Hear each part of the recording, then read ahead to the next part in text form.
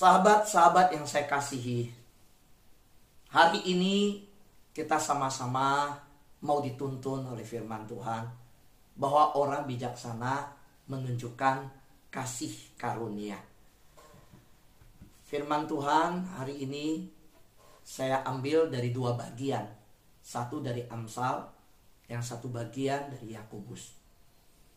Siapa menutupi pelanggaran, mengejar kasih. Tetapi siapa bangkit perkara, menceraikan sahabat yang karib. Saya ulangi di bagian Amsal 17, pasal 17 ayat 9b. Ini nasihat dari Salomo. Kemarin kita sudah mendapat nasihat dari Salomo. Di dalam bersama-sama dituntun oleh firman Tuhan, jangan bersandar pada pengertian sendiri. Ya, Tuhan akan meluruskan jalan kita. Kita bersandar sama Tuhan. Nah, kembali hari ini suara ya Tuhan melalui apa yang ditulis Salomo. Siapa membangkit perkara, menceraikan sahabat yang karib. Kalau kita melihat Yakobus pasal 3 ayat 17,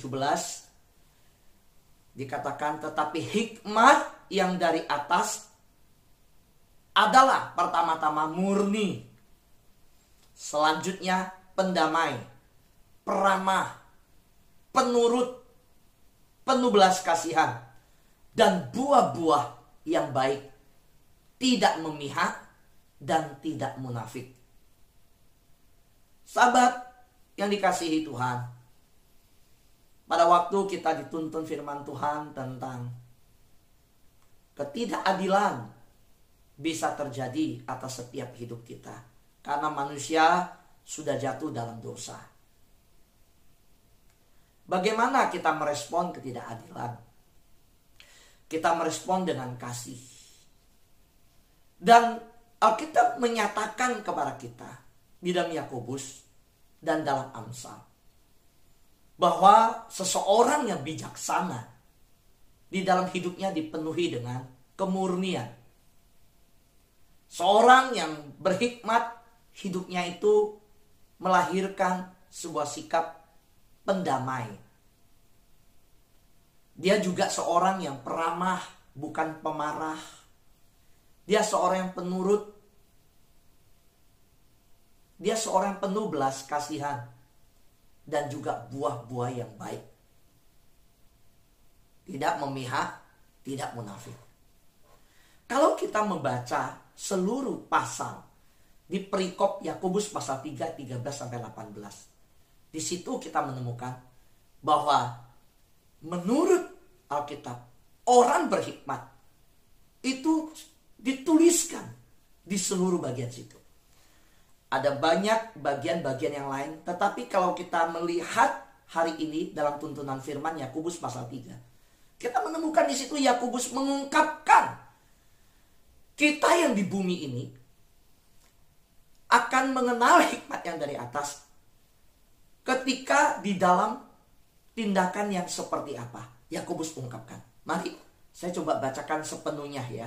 Sekali lagi, menurut Alkitab, orang yang bijaksana, orang berhikmat, itu tertulis seperti di pasal 3, 13, 18.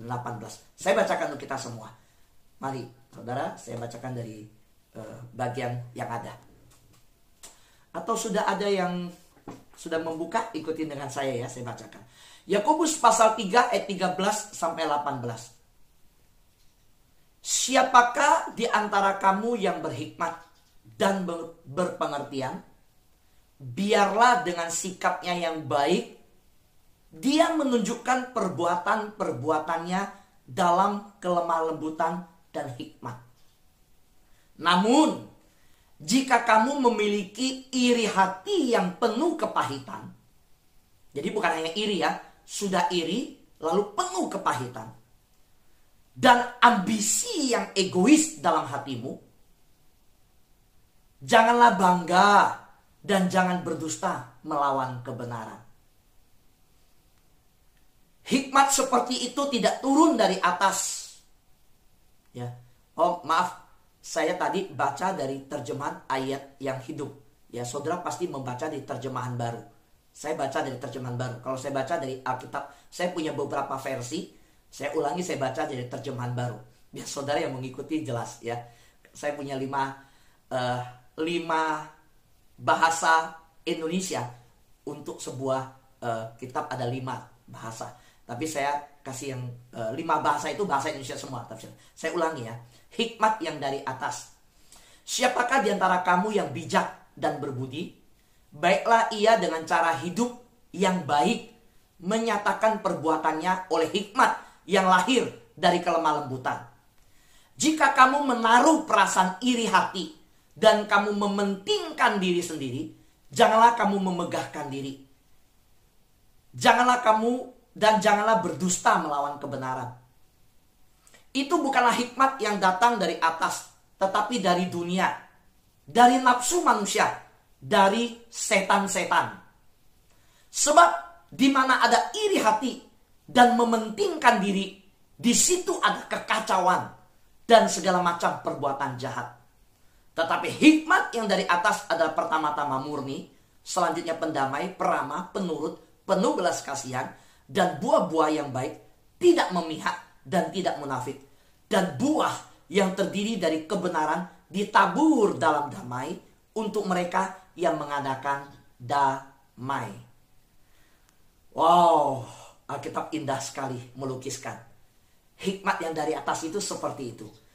Kalau saudara bertemu dengan yang bukan dari itu, ya, kalau saudara bertemu ya di luar dari yang diungkapkan di Yakobus pasal 3 ini, saudara, itu jelas bukan hikmat dari atas. Jadi gini, kalau saudara tahu bahwa orang yang dia dilatih ya mengenal uang yang palsu, dia pegang yang asli, dia sudah tahu yang asli. Jadi merem aja ya, dia pegang yang palsu, dia udah tahu ini yang palsu. Jadi sama seperti orang tunanetra, kita heran ya, kok mereka tahu banget ya, pegang uang kertas, dia pegang-pegang kanan kiri dia ini, dia tahu itu palsu. Kenapa? Karena dia udah tahu yang asli dulu. Nah, jadi hari ini kita udah tahu yang asli nih. Kita udah bilang, yang asli kalau orang bijaksana, dia punya hikmat dari atas. Hikmat dari atas itu kelakuannya kayak begini, perkataan kayak begini, sikap seperti ini, perbuatan seperti ini, gaya hidup seperti ini. Nah, saudara nggak usah cari-cari yang palsu, karena saudara tahu aja yang asli dulu. Karena ketika yang palsu muncul, saudara langsung tahu ini bukan yang dari atas, ini bukan dari Tuhan. Nah, saudaraku yang terkasih dalam Tuhan, bagaimana yang dari atas yang Tuhan tuntun kita lebih dalam? Kita lihat ya. Dikatakan ketika saya renungkan semua, saya ingin kita boleh menarik bersama-sama sebuah bijaksana bagi hidup kita. Saudara adalah bijaksana untuk menunjukkan kasih karunia ketika orang bersalah, berdosa, dan gagal. Mengapakah Yakobus dan Amsal menyatakan bukan membangkit-bangkitkan kesalahan, tetapi menunjukkan kasih? Mengapakah Yakobus mengatakan bahwa hikmat yang dari atas itu pertama-tama murni, pendamai, penurut, peramah, dan belas kasihan? Karena bagi Salomo dan bagi Yakobus, ketika mereka jelas, tentu mereka dituntun oleh wahyu Tuhan dan dituliskan bagi kita hari ini. Dan wahyu itu kita terima yang tertulis di Alkitab. Dan di dalam dua bagian ini yang mengungkapkan baik di Amsal maupun di Yakobus, saya melihat bahwa yang disebut bijaksana, yang adalah bijaksana, itu ketika kita menunjukkan kasih karunia ketika orang bersalah, berdosa, dan gagal. Mari kita bersama-sama renungkan begini. Pada waktu wanita yang kedapatan berzina, pertanyaan saya, banyak saksi loh. Orang semua ramai-ramai bawa dia di depan Yesus. Kedapatan berzina. Jelas, wanita itu berzina nggak saudara? Bersalah, betul? Dibawa di depan Yesus. Semua berkata, menurut hukum, orang ini harus dirajam.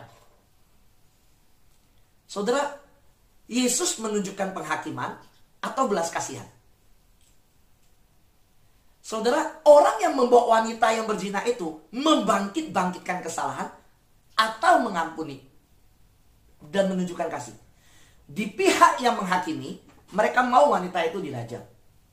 Tentu mereka coba memasukkan Yesus dalam jebakan juga. Dan mereka bukan jebakan, mereka jelas menangkap, tapi prianya nggak dibawa. Ya kan? Oke. Lalu Yesus berkata, siapakah di antara kami yang tidak berdosa? Silakan lempar dulu wanita ini. Saudara, di situ satu hikmat surgawi yang tidak pernah ada kata seperti dari dunia muncul, kecuali dari mulut Allah. Yesus ada pribadi Allah. So Yesus berkata, enggak. Yesus bilang, siapa yang tidak berdosa lemparin. Setelah semua orang pergi, saudara, itu kerumunan orang itu udah seneng dah. Bisa menunjukkan kebenaran mereka dengan kesalahan seorang wanita di dalam. Mereka seolah-olah mereka paling suci, mereka paling kudus, dan mereka minta ingat raja mati. Yesus berkata, kamu yang gak berdosa lempar. Semua berdosa kok. Dan Yesus setelah semua selesai pergi, Yesus secara pribadi bicara dengan wanita ini. Pergilah dan jangan berbuat dosa lagi. Jadi Yesus tidak kompromi dengan dosa. Tetapi cara menangani dosa bukan seperti cara orang dunia. Seperti yang Amsal sudah katakan, bukan membangkitkan perkara. Nah, kalau kita lihat hal itu, maka benarlah ketika Yakobus mengatakan bahwa hikmat yang dari atas itu pendamai, peramah, penuh belas kasihan. Nah, orang bijaksana itu dia menyelesaikan masalah. Ya. Jadi, kalau kita melihat lebih jauh ya kepada pribadi Tuhan. Begini. Waktu kita membaca Yakobus pasal 3 tadi, itu ide-ide surgawi. Itu karakter surgawi. Itu pikiran ilahi yang diturunkan ke dunia. Sehingga waktu kita membaca itu, kita menemukan inilah pribadi Tuhan kita. Satu pribadi yang ketika Yakobus berkata hikmat yang dari atas, dari siapa? Dari ilahi, dari sorga, dari pribadi. Dialah pribadi yang paling berhikmat. Nah, bagaimana pribadi yang berhikmat ini dalam bertindak? Pribadi ini. Disinilah ketika kita membaca Yakobus, kita kenal pribadi itu. Saudara, kalau dia bukan pribadi yang bijaksana berhikmat, dia tidak mungkin memberikan kalimat-kalimat yang seperti ini, yang begitu bijaksana. Karena kalimat yang berhikmat itu menunjukkan pribadi yang berhikmat, pribadi yang berhikmat. Tuhan adalah pribadi yang paling bijaksana dan paling berbelas kasihan di seluruh alam semesta. Saudara, mengapa saya bilang paling bijaksana? Karena seluruh Yakobus pasal 3, kalau kita lihat, ini pribadi siapa? Pribadi Yesus. Ini teladan yang telah dipenuhi oleh Yesus. Ketika Yesus, kita lihat dalam kehidupannya, kita baca ini, kalau kita ingat pribadi Yesus, betapa indahnya. Saudara, semua digenapi dalam pribadi Yesus. Yakobus ini. Pribadi yang bijaksana. Dan paling berbelas kasihan. Kalau Tuhan tidak berbelas kasihan, hari ini kita tidak ada dapat pengampunan. Kalau Tuhan bukan pribadi yang paling berbelas kasihan di alam semesta, semua manusia masuk neraka. Kalau Tuhan ada pribadi yang bukan memberi kesempatan dalam belas kasihan dan kemurahan, tidak ada satupun yang selamat. Selesai. Saudara yang terkasih dalam Tuhan, semua yang hari ini kita miliki dalam hidup kita, itu karena belas kasihan Tuhan dan bijaksana daripada Tuhan. Bahkan nafas kita yang berikutnya itu hadiah dari Tuhan. Saudara, berarti betapa tidak layaknya kita. Betapa kita hidup bergantung pada Tuhan. Dan Tuhan tidak memperhitungkan kesalahan kita. Saya melihat berdasarkan hal ini ya, bahwa Tuhan memberi kita apa yang kita butuhkan. berdasarkan kemurahan Tuhan dan bijaksana Tuhan, saya menemukan bahwa Tuhan memberi kita apa yang kita butuhkan, bukan apa yang pantas kita dapatkan. Karena jika kita mendapatkan apa yang kita pantas dapatkan, kita nggak akan hidup. Contoh nih, Pak Fu, maksudnya apa nih? Tuhan memberi kita apa yang kita butuhkan, bukan apa yang pantas kita dapatkan. Sahabat-sahabat doa, ingat, Tuhan berikan apa yang kita butuhkan, bukan apa yang pantas kita dapatkan. Saudara, kalau bicara apa yang pantas kita dapatkan, berapa banyak orang yang hari ini nggak cari Tuhan. Kalau bicara Tuhan membalas sesuai kepantasan itu, saya bilang banyak yang Tuhan wajar kok hentikan nafas mereka. Orang mereka pakai nafas bukan cari Tuhan. Ada yang sedang pakai nafas mereka hidup dalam dosa. Ada yang sedang memakai nafas mereka hidup tidak layak di hadapan Tuhan. Ada yang sedang hidup dengan nafas yang Tuhan berikan, bahkan melakukan dosa. Ada dengan nafas hidup mereka hidup sedang tidak menyukakan Tuhan. Saya mau tanya, kalau Tuhan memberikan sesuatu berdasarkan apa yang pantas manusia terima, saya mau tanya, banyak tidak yang saat ini tidak pantas terima nafas dari Tuhan? Banyak nggak? Banyak. Jangankan berarti Pak Pendeta Fu pun pantas. Enggak, saudara, saya pun mungkin tidak pantas. Sahabat doa, saudaraku yang terkasih dalam Tuhan, kita semua nggak layak, nggak pantas. Jadi Tuhan memberikan kita nafas hidup, Tuhan memberikan kita pengampunan. Hari ini sekarang bicara pengampunan, bicara tentang belas kasihan, kasih karunia. Saudara saya pantas tak terima kasih karunia. Kenapa disebut kasih karunia? Justru karena kita gak pantas, maka disebut kasih karunia, anugerah. Betul? Iya, anugerah. Nah maka waktu saya renung begini, wow, kalau berdasarkan apa yang pantas kita terima, gak ada yang pantas. Tapi Tuhan memberikan berdasarkan apa yang kita butuhkan, bukan apa yang pantas. So hari ini orang-orang mengecewakan di sekitar kita. Mungkin saudara mengasihi seseorang begitu dalam dan bahkan mengecewakan. Mungkin saudara sudah berjuang begitu keras, tetapi hasil mengecewakan. Mungkin saudara sudah begitu mengasihi anak saudara, saudara nggak diperhatikan, ulang tahun pun nggak diucapin. Saudara mungkin sudah membiayai bekerja keras banting tulang untuk anak saudara ingin sampai studi lebih lanjut, saudara tidak mendapatkan balasan setimpal. Saudara sudah pelayanan sedemikian dalam sebagai hamba-hamba Tuhan, teman-teman hamba Tuhan, tapi belum melihat apa yang dituai sepantas. Saudara merasa, wow, kok begini ya? Saudara, terlebih lagi ketika bicara tentang hikmat dari atas, Yakobus berbicara begitu jelas. Jika kamu menaruh perasaan iri hati, kamu mementingkan diri sendiri, jangan memegahkan diri. Ya hikmat yang dari atas itu nggak seperti itu. Itu bukan hikmat dari atas. Ya, itu dari dunia, dari hawa nafsu, dari setan-setan. 3 hal loh saudara. Yakobus kalau mengungkapkan begini, gini, Yakobus kan bilang begini. Siapakah di antara kamu yang bijaksana berbudi? Bela ia dengan cara hidup yang baik, menyatakan perbuatannya. Ayo. Dari mana tahu orang itu bijaksana? Ketahuan dari cara hidup dan perbuatannya. Itu ayat 13. Cara hidup perbuatannya apa? Itu cara hidup dan perbuatannya itu lahir dari hikmat yang dari atas. Lalu dia bedakan ayat 14. Beda hikmat dari atas dan dari dunia. Kalau yang dari dunia, kalau kamu menaruh perasaan iri, mementingkan diri sendiri, jangan kamu memegahkan diri sendiri, jangan berdusta melawan kebenaran. Nah ini 4 hal. Dan dia tutup di ayat 15 dengan berkata apa? Itu bukan dari atas. Ayat 14 itu semua bukan dari atas. Apa yang bukan dari atas? Iri hati, mementingkan diri, memegahkan diri, berdusta, melawan kebenaran. 4 hal. Dan di ayat 15 Yakobus berkata begini. Semua itu bukan dari surga, bukan dari Tuhan. Dan Yakobus mengatakan, kalau begitu dari mana? Iri hati, mementingkan diri, memegahkan diri, berdusta melawan kebenaran dari apa?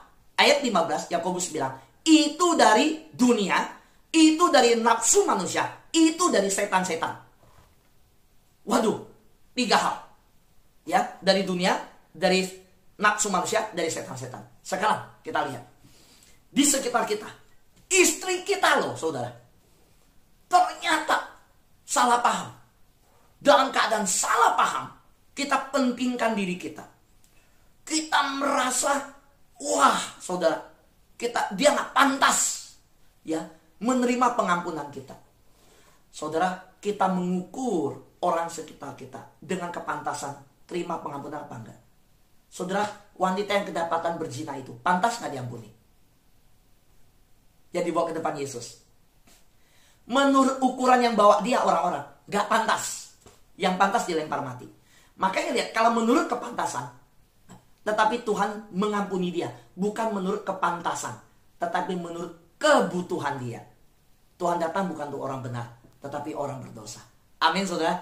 Karena itu saudara, hari ini kita bersyukur. Hari ini lihat, coba lihat sekitar kita. Yuk kasihi pasangan kita, kasihi sahabat-sahabat kita. Mari, biarlah hikmat dari atas memancar lewat perbuatan kita, lewat perkataan kita. Jangan melihat seseorang ketika saudara mau mengasihi seseorang berdasarkan, wah ini mah gak pantas dikasihi orang ini. Jangan begitu saudara. Oh dia udah buat salah. Oh dia jelas-jelas melakukan itu kok. Oh dia jelas-jelas berbuat demikian kok. Nggak pantas. Padahal, wah saudara, itu keluarga kita, itu family kita, itu bahkan ada yang ibu dan anak berantem, ada suami istri yang berantem. Hanya karena kita mengukur pantas apa enggak. Jangan saudara. Tuhan mengajar kita, bukan melihat kepantasannya. Karena kalau lihat diri kita sendiri, kita juga nggak pantas. Siapa yang pantas dapat pengampunan Tuhan? Juga enggak. Tetapi kita memberikan kasih karunia Tuhan, belas kasihan, berdasarkan apa yang mereka butuhkan. Saudara, orang-orang menyakiti kita, kasihan sama mereka. Jangan benci mereka. Saudara harus kasihan sama mereka. Orang yang iri sama kita, orang yang menyerang hidup kita, mungkin di kantor, mungkin di lingkungan, mungkin dalam pergaulan di masyarakat, mungkin satu gereja, kita dikata-katain apapun. Saudara, jangan marah. So harus tahu, orang demikian harus dikasih. Dia ada kebutuhan. Mungkin dia sedang sakit, mungkin dia sedang ada mengalami sesuatu hal. Saudara, ingat, jika kita mendapatkan apa yang kita pantas kita dapatkan, kita nggak akan hidup. Kalau Tuhan berdasarkan apa yang kita pantas dapat, kita nggak akan hidup. Ingat ya, Tuhan kita, Tuhan yang penuh belas kasihan. Saudara, orang bijaksana memberi orang lain apa yang dibutuhkan, bukan apa yang pantas didapatkan. Saudara lihat,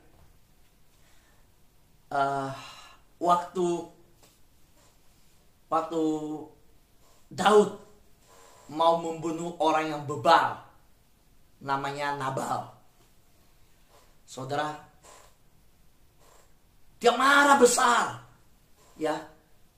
Saudara, waktu itu Daud kan dalam pelarian.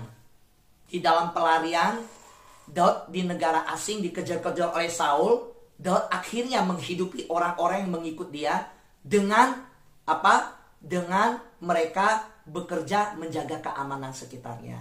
Mereka sedang dikejar Saul.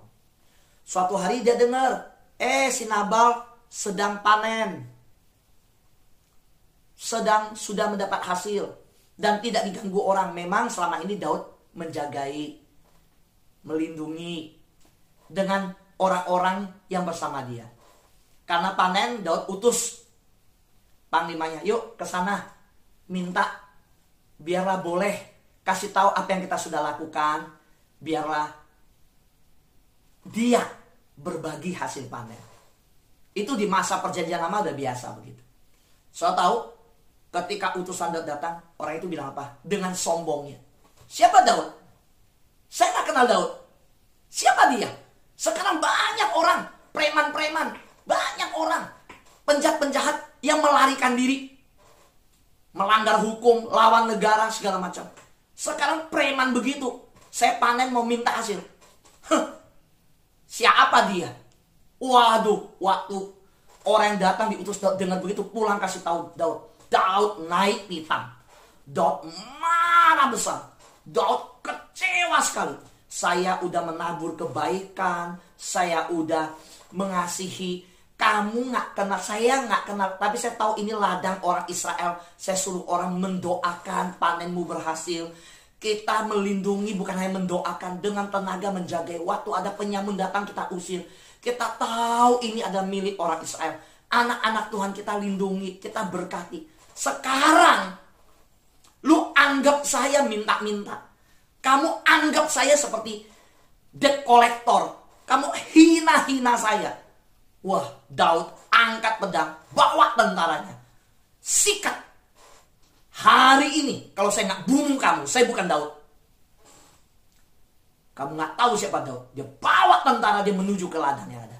Siapa nama suaminya, istrinya Nabal? Nabal orang bebal. Ayo buka mic. Siapa yang tahu nama istrinya Nabal? Oke. Boleh buka suara satu orang? Pak James ya. Abigail. Ya.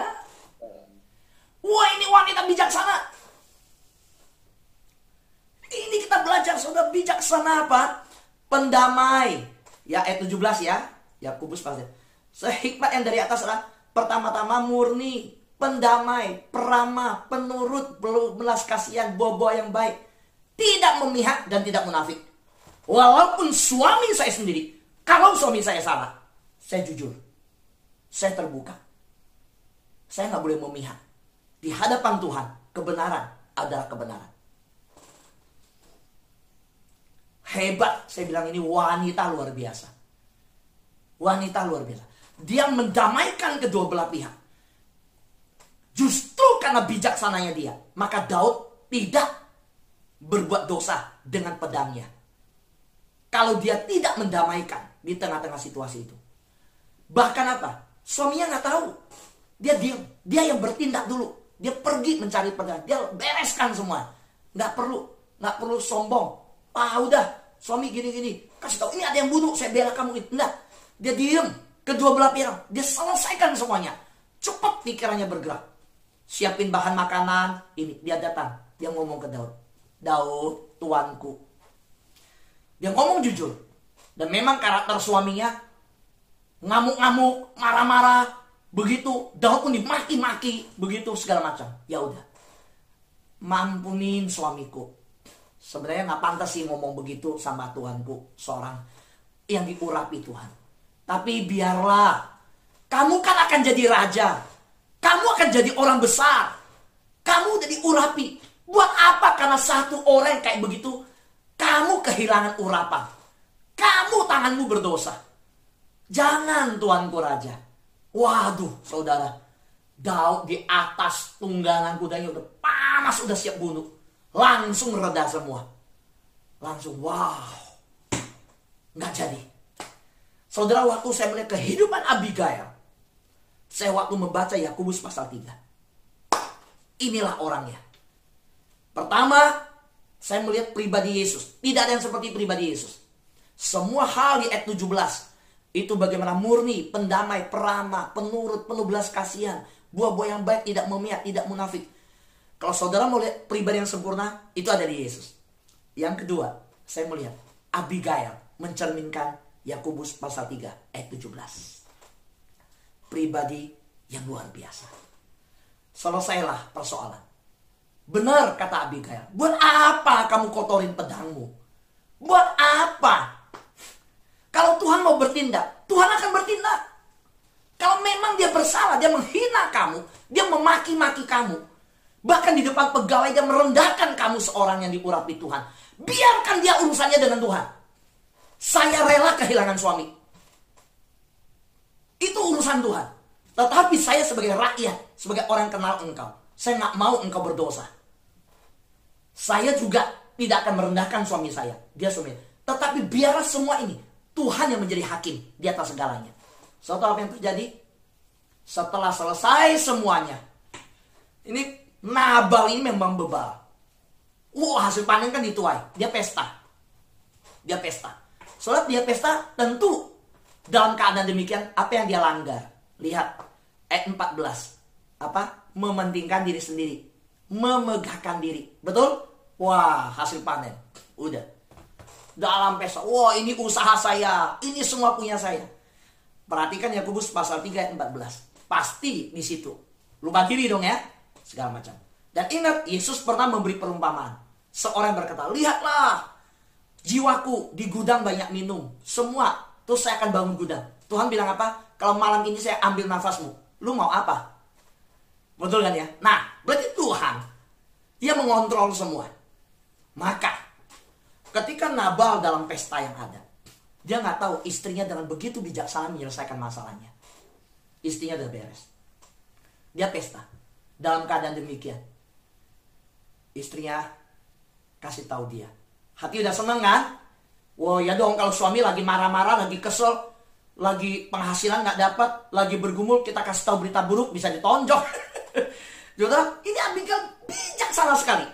Dia bisa tahu menghadapi Daud yang marah dengan cara apa. Dia tahu bagaimana bicara dengan orang ketika harus memberi masukan ke suami dalam keadaan apa. Dalam keadaan begitu dia bilang, sebenarnya Daud, ada yang menyerang datang loh Daud loh. Kamu ngomong begini loh soal Daud. Tetapi udah semua. Waktu dia dengar begitu, berhenti jantungnya saudara. Mati. Saudara, maka saya melihat satu sisi. Bahwa Tuhan telah bertindak dengan ajaib. Ketika kita mau menjadi saluran bijaksana dan hikmat Tuhan. Taat, tunduk. Kalau Tuhan bilang ngampunin, ngampunin. Saudara bilang, tapi dia gak pantas. Bukan ukuran kamu mengukur pantas apa tidak pantas. Ukuran kita adalah saluran, pipa. Saluran kasih karunia. Salurkan kasih karunia. Jangan menghakimi. Bagian kita ada mengampuni, bukan menghakimi. Urusan menghakimi itu urusan Tuhan. Urusan kita adalah jadi berkat. Jadi ingat, mari kita tutup hari kita hari ini dengan satu sukacita bahwa kita mau menjadi orang bijaksana. Orang bijak memberi orang lain apa yang dibutuhkan, bukan apa yang pantas didapatkan. Orang bijak tidak menekankan kesalahan orang lain, tetapi orang bijak adalah mengampuni orang lain. Saudara yang terkasih dalam Tuhan, bagaimana hidup kita? Mari kita ingat kembali apa yang menjadi firman Tuhan bagi kita hari ini. Ya, bahwa Tuhan ingin kita menjadi orang bijak. Ya, ingat firman Tuhan berkata, siapa menutupi pelanggaran mengejar kasih, siapa membangkitkan perkara menceraikan sahabat yang karib. Hikmat yang dari atas murni, pendamai, peramah, penuh belas kasihan, dan buah-buah yang baik, tidak memihak dan tidak munafik. Jadilah anak-anak Tuhan yang bijaksana. Orang bijaksana mengalirkan kasih karunia dimanapun dia berada. Di komunitas, lagi jalan-jalan seneng-seneng sama teman, puji Tuhan. Lagi diutus negara, lagi apapun yang dilakukan, saya percaya dimanapun berada, orang nyaman dengan kita. Karena kita mengalirkan kasih karunia daripada Tuhan. Amin. Tuhan berkati kita semua.